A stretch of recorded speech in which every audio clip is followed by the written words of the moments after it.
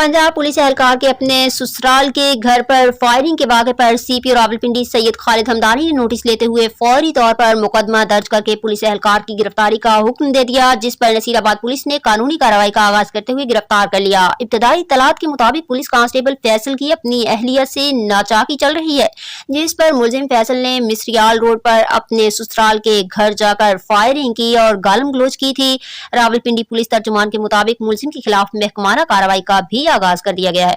CP Rawalpindi Syed Khalid Hamdani का कहना है कि इख्तियारात से तजावुज और कानून शिकनी नाकाबिले बर्दाश्त है। पुलिस अफसरान को अपने रवैये में ज्यादा मोहतात रहना चाहिए।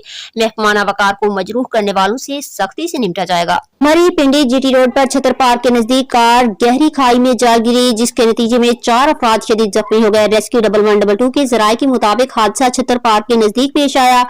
जख्मियों में वहीद वल्द करीमदाद उम्र 40 साल, गुलाम हुसैन वल्द गुलाम रसूल उम्र 58 साल, जाहिद वल्द अब्दुल अजीज उम्र 42 साल, नाजेब वल्द गुलाम हुसैन उम्र 55 साल शामिल है। सबका रिहायशी ताल्लुक इस्लामाबाद से है, जिनको इब्तदाई तिब्बी इमदाद के बाद पिम्स अस्पताल इस्लामाबाद मुंतकिल कर दिया गया।